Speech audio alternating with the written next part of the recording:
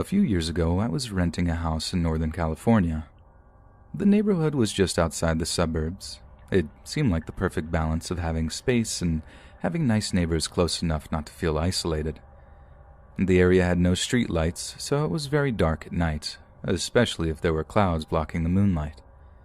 It didn't bother me, though. It made my little house feel even more quaint on dark nights. I got home from work one day in midwinter. It was a cloudy night, so pulling up to my house, I saw only what my headlights and front porch light illuminated.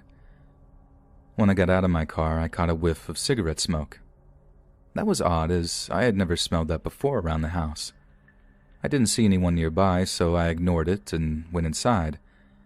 I had just got off a shift with a few hours of overtime, so I felt pretty tired. Even though it wasn't even 7 yet, I decided to take a shower and call it a night. I woke up sometime later, sure that I had heard a noise inside my house. I wasn't worried right away because my friend would sometimes stop by to use my shower after work on his way to his night classes. I even gave him a spare key so he could stop by even if I wasn't home. He would always text me to let me know beforehand, though, and I hadn't heard my phone go off. I reached over to my bedside table and picked up my cell phone to see if my friend had sent me a text. The bright light from my phone's screen and number pad blinded me. These were the days before phones had a light sensor that would dim the screen in the dark, and this particular phone was so bright I could use it as a flashlight.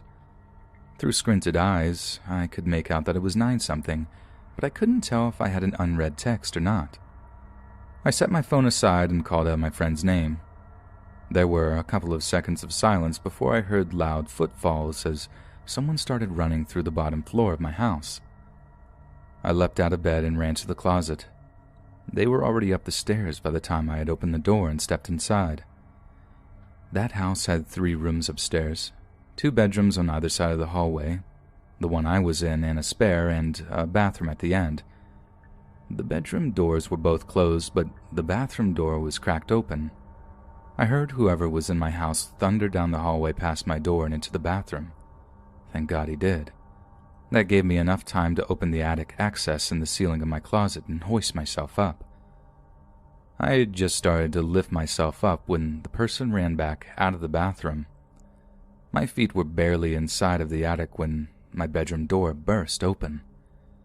I heard footsteps run into my room and stop. When they didn't see me in that room, they ran back to the hallway and into the other room, which just had boxes stacked in a corner, some weights, and a table where I painted my miniature models. I guess they decided that if someone was hiding, it would be in the bedroom because they charged back into my room and turned on the light. A moment later, the closet door was ripped open. I was crouched in my attic just a foot or so away from the access, so I could try to stop them if they started to climb up. From my vantage point, all I could see was from about their knee down. They were wearing dirty blue jeans with frayed cuffs and worn work boots. After a few seconds of looking in the closet, they stepped away and I heard a loud crash come from my room, followed by a scream of frustration and anger. That scream was the most unnerving part of the incident for me. It reminded me far too much of my stepfather, who would scream in a similar way when he lost his temper. He would eventually be put in a mental hospital for several mental disorders that resulted in erratic and violent tendencies. The man in my house ran back down the stairs. I heard crashes and clatters as things were thrown around and furniture was knocked over. I stayed crouched in the attic. I left my cell phone when I ran for the closet, and I wasn't certain I could climb down without him hearing. After some time, the noises stopped. I started counting slowly.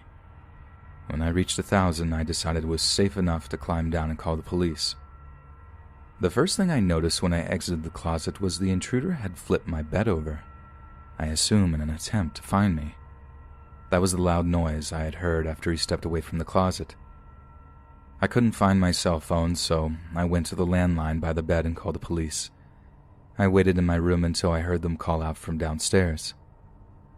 The first floor was a mess, but I'd expected that.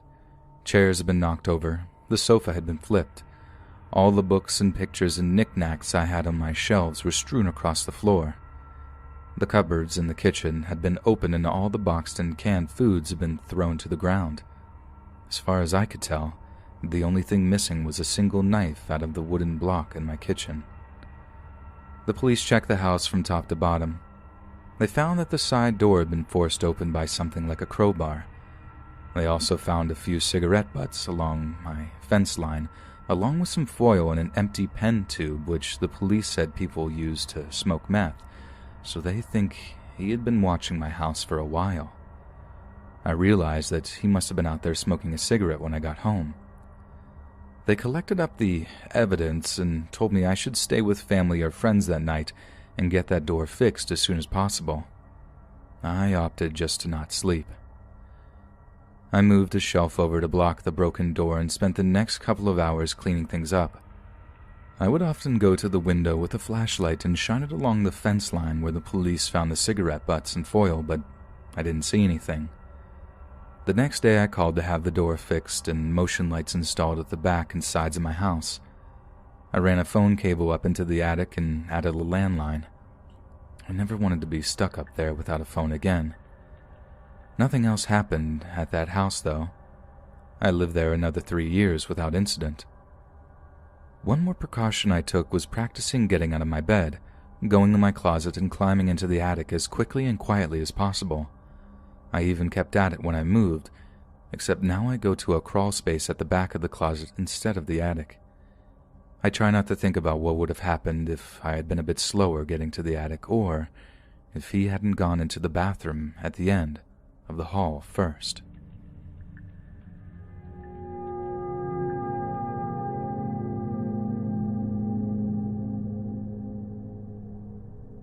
This happened around 10 years ago in the south of the UK.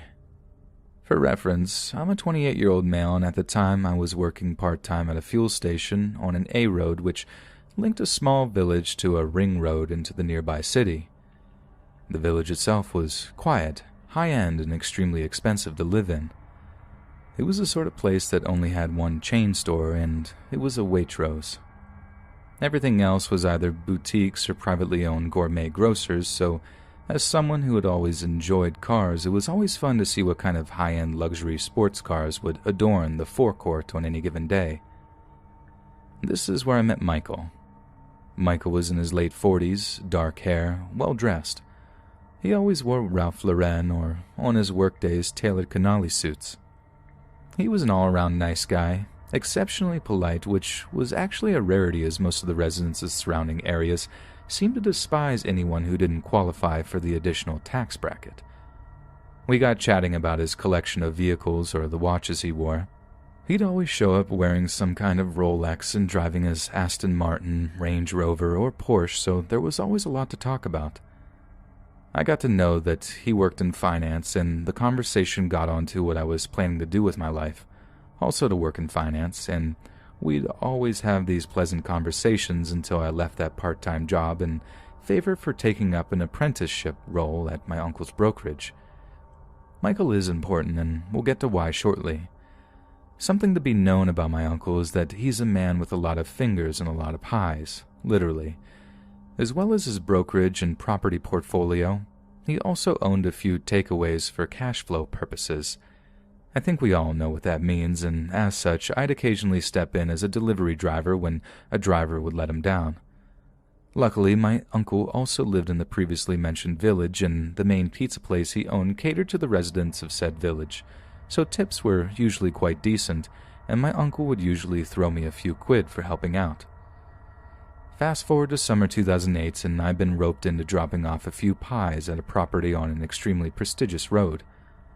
Average house price was well above $1.4 million, and I'm intrigued to actually get close enough to see what these houses actually look like, as they're all gated and set far back from the road behind a shroud of trees and shrubs. So I find the place and buzz the intercom when a voice comes back sort of muffled, just saying, "Yes?" So I answered with the name of the takeaway, and the gates slowly open and I make my way up the driveway to a very large mock Georgian home, complete with detached 4-car garage, and that's when I see Michael's number plates. He had his initials for his car with the numbers 1, 2, and 3, and it was the same for his wife. I was interested to see up close the sort of life this guy had, if I'm completely honest, especially as a young aspiring financier. I exited my car, brought out the pizzas, and the double doors opened, and that's when I saw an unfamiliar face looking back at me. It was a man, early 20s maybe, thin and shaved head. I can remember he was wearing no shirt and some scruffy jeans and trainers. He was also holding onto something behind his back. "Hey, bring the pizzas through to the kitchen." I can remember his voice being hoarse and barely audible and with an accent I'd never heard before. Nervously, I said nothing and just looked at him, which made him visibly angry. "Bring the pizza through," he repeated, more aggressive this time, and I finally responded, "Where's Michael? This is Michael's place, right?" And it is completely true that in situations like this, your mouth goes completely dry and to always follow your gut. This guy was setting off alarm bells and telling every fiber of my being to just get off the property. Unfortunately, this is when it dawned upon me that it's a gated property and I was locked in. This is when things went from bad to worse. I can remember the terror swelling up inside of me when he moved his hand in front of him to show me a large kitchen knife and uttered the words, "Run." I dropped the pizza onto the gravel, left my car, and decided I'd have a better chance of survival by running down the driveway and lifting myself over the gates. They were the wooden type, which had no decorative spears atop them, luckily, but all the while I could hear his feet crunching onto the gravel behind me. I didn't look back and managed to pull myself up and over the gates and hurling myself onto the pavements beneath me. The adrenaline in my system still had me running for what seemed like hours, but perhaps 10 minutes at most, until I was a good few streets away and I decided to call the police. Police met me at the park I was hiding at. One officer stayed with me and the other proceeded to the property along with another patrol car. At first I got the distinct impression that they didn't believe me or thought I was up to something, but after my uncle arrived to pick me up and vouched for me being sent there to deliver pizza, the PC in question backed down. Upon their arrival at the property, they found nothing, just my car with slashed tires and broken windows alongside feces being smeared across part of the kitchen. There was food strewn about the place and also a needle found in one of the bathrooms, but no sign of the man who threatened me. Michael and his family at the time were visiting family in Australia, I later found out. I never did go back for another shift at the pizza place, and although I understand this may have not been the most crazy or horrifying encounter on this subreddit, it's something that's always stuck with me. Wealth and apparent financial security is just completely illusory. People are people, and there are some sick and tormented people out there who will always find a way to carry out their twisted actions, and if anything, I have had more encounters with crazy people since moving away from my council estate roots and into suburbia.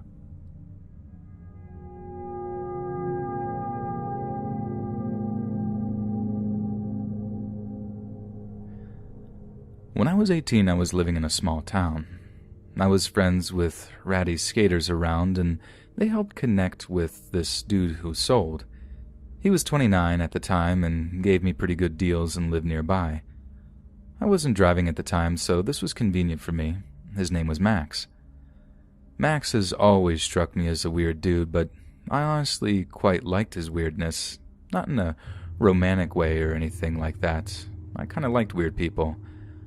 We had normal buying and selling interactions that never lasted more than 10 minutes. Buy some bud, maybe smoke a bowl, that's it. He'd often tell me he could drop it off at my house, but I never let him because, as I said before, he was weird. I wasn't afraid of him, but was definitely aware that he and his offers to deliver were weird. One day in May 2018, I was invited to a bonfire by the same ratty skaters that introduced me to this guy. I had no idea he'd be there, nor was it important to me at all. I brought the guy I was dating at the time. I said hey to everyone, including Max. We stayed for a couple of hours, and some of them played some music on their guitars. Nearing the time I was leaving the bonfire at around 11 p.m., Max was getting upset about something and threw his guitar in the bonfire. I didn't know what he was angry or upset about and paid no mind to it. This happened as I was leaving with the guy I was dating.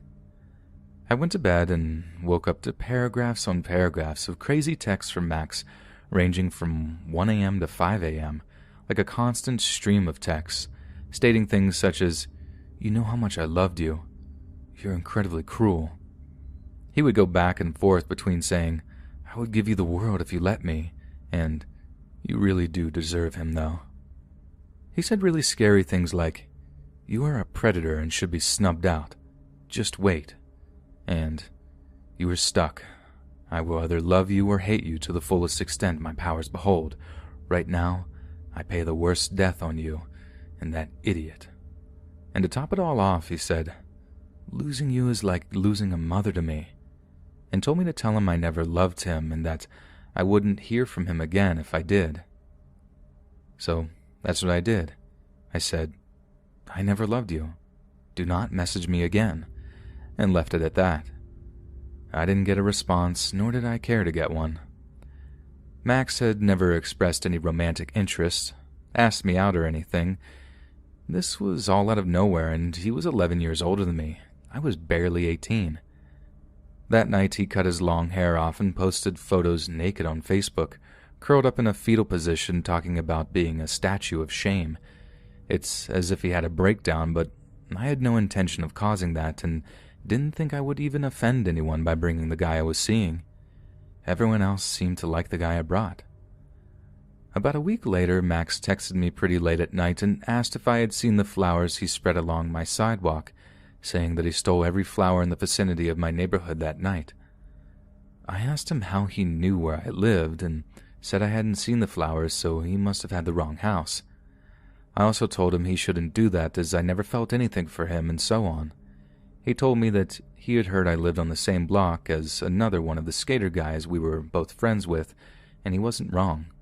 The skater guy I lived by was on the other side of the block, and I never walked that way, so I never saw the flowers. I blocked his number and didn't hear from him again for weeks. Weeks later, I woke up after a rough night, and there were loads of flowers on the sidewalk right outside my house, along with a little bouquet at the top of my walkway. I was livid. I wasn't scared yet, and stupidly I unblocked his number and texted him asking why there were flowers outside my house. This confirmed that this indeed was where I lived. I still to this day feel so stupid for texting him and making it known that after weeks he had found my house. He responded saying, "Sounds nice. 'Twas me." I reamed him out basically and blocked his number again. About a week later, I was out of town and my roommate texted me a photo of a heart with a peace sign inside of it and my name written under it drawn in chalk outside her house. When I got back into town, I went to the courthouse and began the process of getting a restraining order against him. When I left the courthouse, I went to Max's work and told him he needed to stop this behavior and that he was stalking me. He looked me in the eyes with no facial expression and said, "If you don't leave, I'm calling the cops." I got angry and said loudly, "Call the cops. I was just talking to them about you," and left his work in a rage. Soon after this, I began driving again. I once drove by him and he noticed it was me. The next day I woke up with my car covered in flowers. I presented my case to the judge and she put the restraining order in place. He was served with it by police officers and I thought that was that and he wouldn't be bothering me again. I was wrong. After the restraining order was served, he made several other chalk messages on my sidewalk, left random gifts for me like chalk, and beheaded My Little Pony heads on beer bottles. I always brought these things to the police station, but they said I needed to catch him doing it, take a photo or get a security camera. So I got a security camera, and really hoped that I would catch him. It turned out my security camera was stupid, and I couldn't just watch the videos it took, but had to skip through second by second by hand. It was an impossible task. I was terrified of leaving my house at night at this point. I never had my curtains open anymore, and I was so frustrated that my livelihood was being taken away from me. Ultimately, I unblocked his number in hopes that he would text me directly violating the restraining order, and after a few days it worked. He sent me a weird text saying something like, "Forgive me. We are charming. This is harming. Let us try again." By now it's September 2019 and he finally goes to jail. He's facing up to a year in jail and has to stay there until our court date. I finally start calming down. I am able to go outside at night, even just to get into my car. I let myself have my curtains open sometimes. I am starting to feel alive again.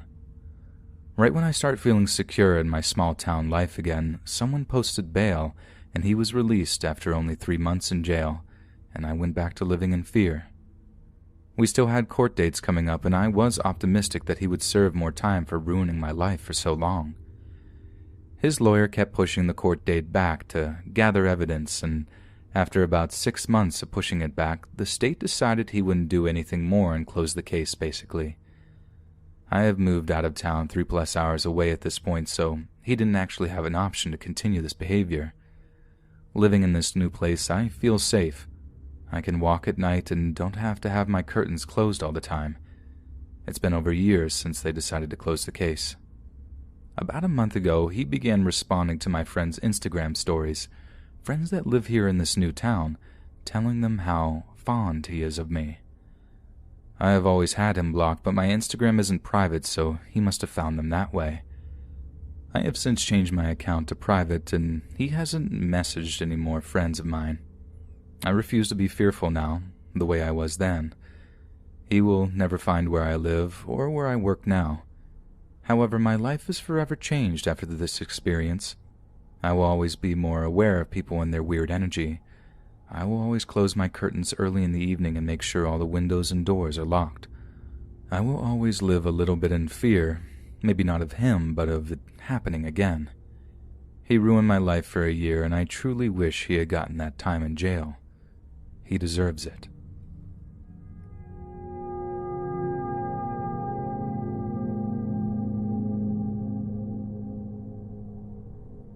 This happened to me and to a good friend I had when we were both in high school, so approximately 6 years ago. We were 16 and we loved drinking and smoking, but since we were underage, we had spent quite a few nights standing next to a convenience store waiting for an adult stranger who agrees to buy us something to drink and cigarettes, with our own money, of course. The store is in a pretty trafficked part of town. A lot of people coming in and out, and cars, buses, and pedestrians. Also, we lived in such a safe city, little to no crime. We can walk at night at 3 a.m. without having to worry too much. I remember this one time where Jenny and I walked to the store to try and buy cigarettes. It wasn't too late in the evening, about 8 p.m., when we succeeded and sat on a bench next to the store for a smoke. When a strange man looks at us, parks his car, and exits the driver's seat to open all of his car doors and stand there, weirdly staring at us, at different parts of his car, at the floor. He looked like he was in his late 50s, frizzy white hair and eyes that looked extremely unaware but not frantic or anything.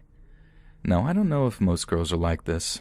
I know I'm not, and my logic says that we shouldn't be like this for the most part, but I seem to attract girls and friends who are very engaging when a person who screams stranger danger approaches them. Creeps, weirdos, men who just awkwardly disturb us just to hit on one of us, even though none of us is interested. Somehow every good girlfriend I've had this weird, annoying, and may I say, unsafe habit to entertain these harassers.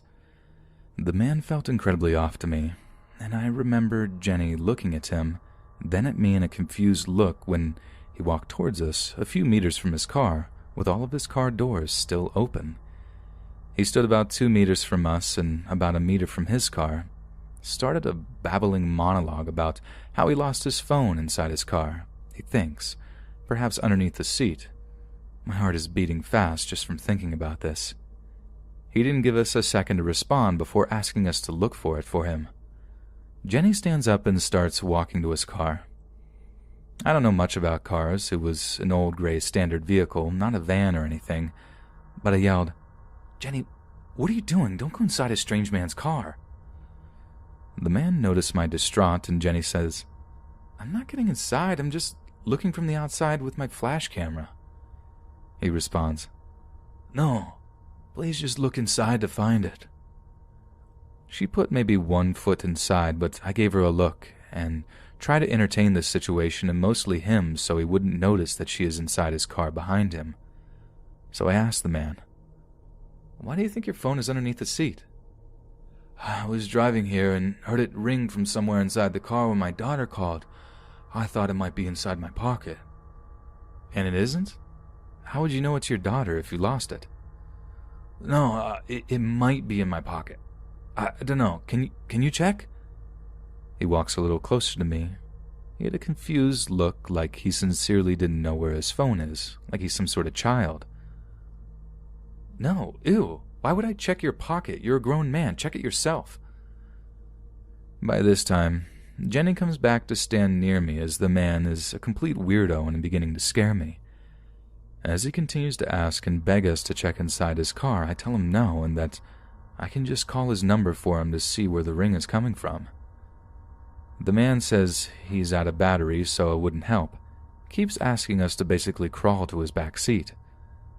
Thank God for extreme situational alertness while in situations of stress, because the next thing I said may have saved Jenny, who was completely engaged and stood next to his car for a long time. You said your daughter just called you and that you heard it from inside the car, and you didn't find the phone since then. Then you have no way of knowing the status of your battery. If you did, then you're harassing us, sir, and we're leaving. Good luck finding your phone inside your pockets yourself. Now, revisiting this story, I'm aware that there could be reasonable explanations to all of this that could contradict this whole creepy guy narrative. Maybe he's too old to bend over to look for his phone. Maybe this was an emergency, and that's why he was so incoherent and anxious to find his phone. Maybe he was out of battery, and his speakerphone in his car passed his daughter's next phone call over to the car system. But nothing I can think of can explain him being so stubborn with wanting us inside the car. So whatever reasons that could make this story less creepy will not stand, given the creepy vibe that this guy had.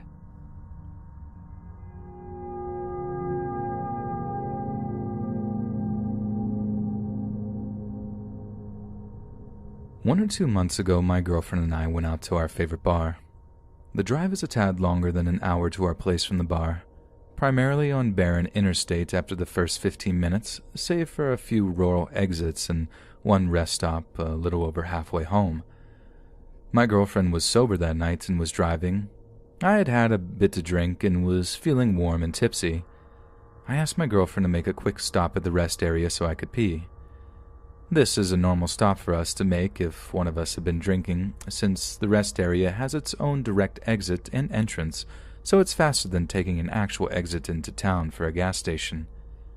The rest area has only one road in it and one out, and is surrounded by trees to the point that you can't see the facility from the freeway. It is wooded walking trails. By the time I hopped out of the car at the rest stop, it was sometime around 3 a.m.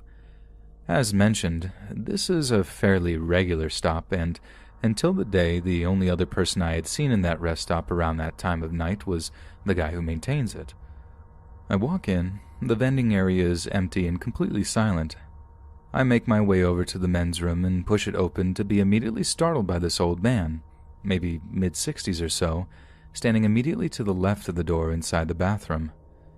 He was wearing what I can only describe as an Inspector Gadget coat and slacks. I noticed he had a cell phone in his hand when I opened the door, but it was hanging down at his side and the screen was not lit up. He stares at me and I stare back for a split second. Then I get over it and pass him to head over to the urinals. I take the urinal closest to the sinks when I notice he made no indication he was going to walk out, because there is basically a wall of mirrors stretched out far enough that I can watch him in the mirror while I'm at the urinal. I unzip and keep my eyes on the mirror, but make sure not to turn my head at all. By the time I look in the mirror, his phone is up in his hand and on as if he were texting, but he seems to be staring at me rather than the phone. Either way, he definitely was not looking at his phone. A very long 60 seconds pass, and I absolutely cannot go with this silent guy staring at my back from the door. Then in the mirror, I notice him take a small, slow step forward.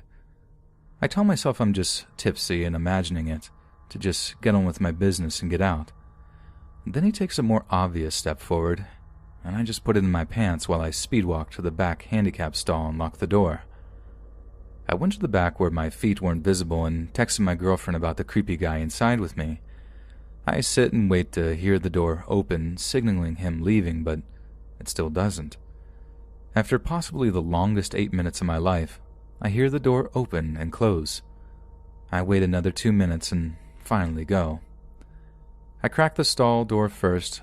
Luckily, the bathroom isn't huge and I had almost complete visibility of the room from the stall I picked. I saw no signs of anyone else, so I walked out, washed my hands, and beelined it back to the parking lot.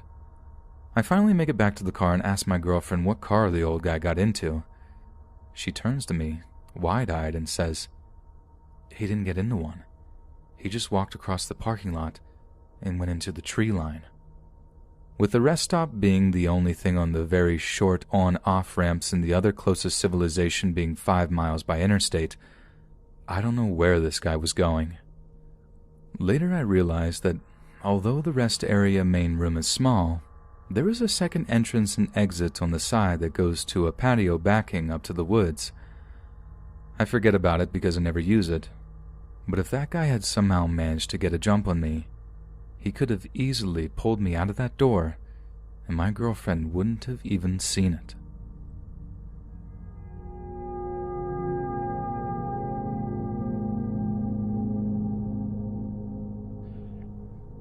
For some background, I live in the UK and go to a school with a uniform. I go to quite a large all-girls school with about 8 classes of 30 per year with 5 years in a 6th form attached, so I have heard about creeps lingering outside of the school before, but they are usually sorted out quite quickly by school staff, I guess. At the time, I was in year 9, so just 13 and about 4'9". I had a big homework assignment due, and because I didn't have a computer at home, I stayed late at school to do it in the ICT suite. As it was the beginning of the school year, it was relatively dark at 5 p.m., which is when I got out of school and this event took place. I had to get the bus home as both my parents were working. The bus stop outside my school was fairly busy. There was a couple of other people and me. I had my back up against a fence and noticed a man under the bus stop, facing away from me, but next to the road and opposite the fence I was leaning on. I was aware of my surroundings as I have had previous experiences with old creeps and I'm just a generally paranoid person. The man didn't strike me as particularly interesting, but I did notice him glance over at me from the corner of my eye. I then saw a bus and assumed it was mine, so I stepped forward to check. It was not my bus, which was annoying as I was cold and didn't have a coat. As I went to step back up against the fence, I almost stood back into the man that was under the bus stop originally, but he had moved to directly behind me. He had his arm up against the pole next to the bus stop, telling you the buses that come to the bus stop. I felt a bit cornered in, but couldn't move as the other side of me had all the people waiting to get on this bus that was coming. It felt like forever as I could feel this man's breath on the top of my head as I watched the bus come and collect all the other people at the bus stop, but it was probably only a minute and a half. Once the last person got on that bus, I quickly moved out of this man's area and back against the fence. He moved, so he was back under the bus stop, sitting across from me, staring at the ground. At last, my bus came after about 3 minutes like that. I didn't want to give away the fact that I was getting on this bus, but I had to wave it down, so I stood next to the road to signal it over. As I got on, my heart was really going as the man was back behind me. I had already got my bus card out and scanned it very quickly and only saw a few people downstairs. Normally, there might be a few people upstairs in this case, so that's where I headed. That was probably my biggest success. Or mistake, I don't know to be honest. I got up there and it was completely empty. Great. Well, I couldn't really go back down at this point because I knew the man had already gotten on and would be coming up the stairs, so I did the next best thing. I sat in the outside seat directly in front of the bus's camera, which I kept looking directly at just in case something happened. The man came up the stairs as expected, and he sat at the right back of the bus, not before looking and smiling at me as he passed. It was then that I had the idea that probably saved me. I live on a quiet street, and it was already dark now, so there was no way I was getting off this bus at my stop with this man. I pulled out my phone and earbuds, I put one bud in my ear and texted my best friend to play along when I FaceTimed her and informed her of the situation. I understood, and along with some small talk, I talked loudly about how my mom was so mad that I had stayed late at school, and that she had texted me saying that she was waiting at the door for me, and I had told her that I was only 10 minutes away. In reality, I told my mom that I was staying late in the morning before I left for school, and now my mom was at work, 45 minutes away, and so was my dad, about an hour and a half away with limited access to either of their phones. I was at my stop to get off now, and I took a deep breath as I stood up. I looked back at the man, and he was looking at me as I walked down the stairs. My friend was screen recording at this point just in case something went down. Thankfully, he didn't follow me down, but as I was walking away from the bus, looked back to see him up against the back window, hands and fists staring at me. That is when I took my flimsy school shoes off and sprinted to my house. As the next bus stop was still in eyesight, there were two on the main road that led down to my street. Once I was down my street and far enough away that you couldn't see the top of it anymore, I told my friend about him against the window. She understood, and I put my shoes back on and sped walk the rest of the way to my house. My family still doesn't know about this, even though I was quite proud of myself on how I handled the situation and how I had ran with no shoes, a heavy skirt, and a big rucksack on my back. I don't think they ever will know because as much as I don't want to ever stay late at school ever again, I know I probably will have to again at some point, and I don't want my parents to feel guilty about not being able to help if something more serious was to happen while they were at work. But yeah, to the creepy man who doesn't know what personal space is, or frankly may have had something more sinister planned, let's hope never again.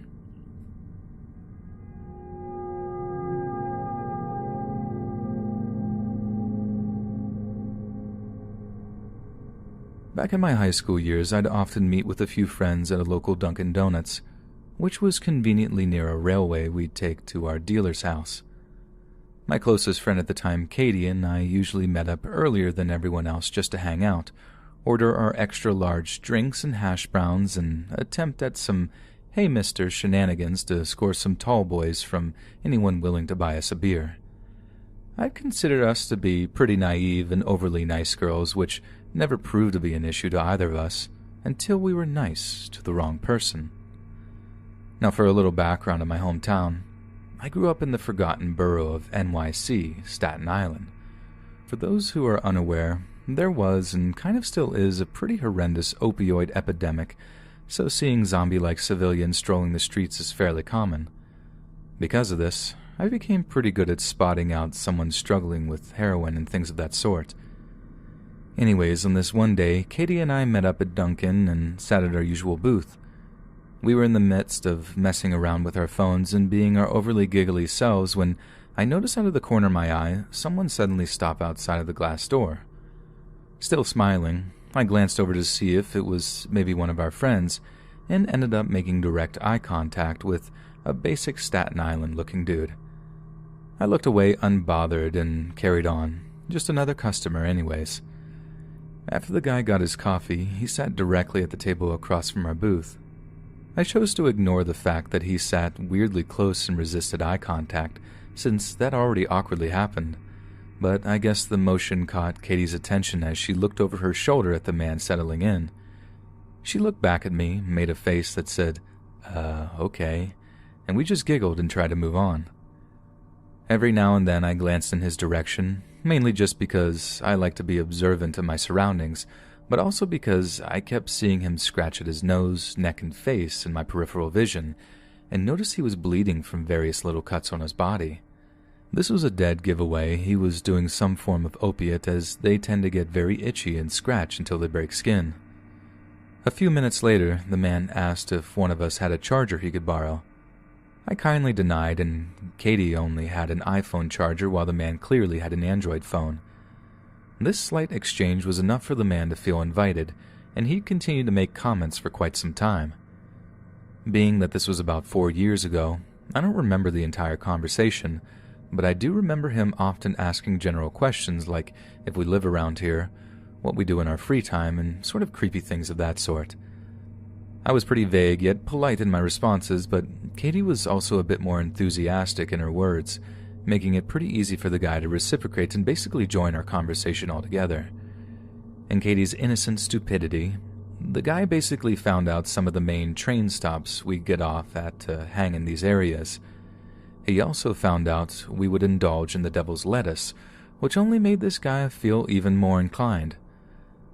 At some point, he mentioned how his ex-girlfriend got him into some trouble, got him into heroin which he used to sell, served jail time for it, and pretty recently got out. He also mentioned how he'd been an ice cream truck driver ever since his release, and told us that he's always driving around the train stops Katie mentioned earlier. He also repeatedly offered to give us rides around in his truck someday, with free ice cream as the bribe. Again, we were pretty naive and overly nice girls, Katie more so than I, so one thing led to another, and eventually this guy was asking for Katie's social media, which she happily obliged to. She's always been really dedicated to expanding her follower count. Throughout this exchange, I was mostly just nodding, smiling, laughing here and there, so my remaining silent during the social media exchange went unnoticed. However, once the guy started following Katie on Instagram, he quickly found mine through a tagged picture on her page. I wasn't private at the time, so he immediately started liking and commenting on nearly every one of my pictures. The comments were extremely cringy, consisting of heart eyes and water squirt emojis and things like, "Ooh, mama." Finally, after the longest half hour ever, I urged we should really be catching our train. Fortunately, the man wasn't persistent after that, and we were on our way with no problem.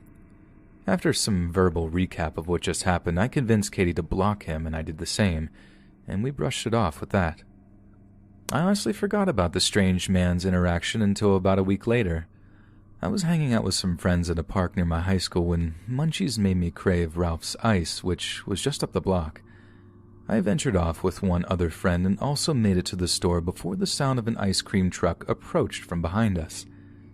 Completely lost in conversation, my attention was only caught by the high-pitched screeching of the truck brakes and a somewhat familiar voice. Of course, it was him. He shouted out to me, but with Ralph's Ice only a couple of feet in front of us, I ignored him and rushed in with my friend.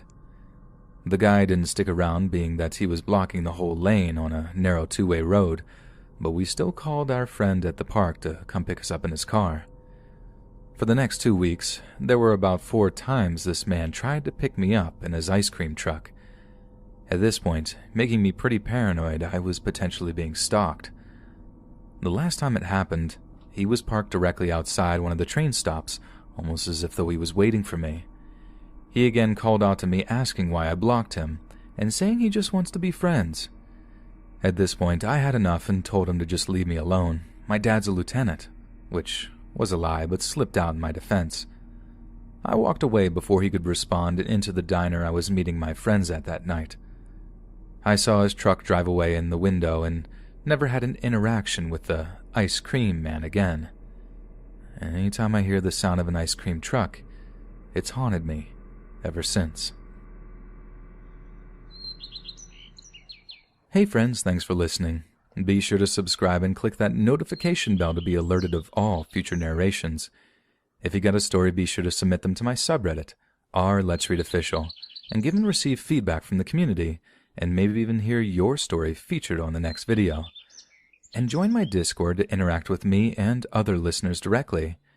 And if you want to support me even more, grab early access to all future narrations for just $1 a month on Patreon, and maybe even pick up some Let's Read merch on Spreadshirt. And check out the Let's Read podcast, where you can hear all these stories in long compilation form and save huge on data, located anywhere you listen to podcasts. Links in the bio. Thanks so much, friends.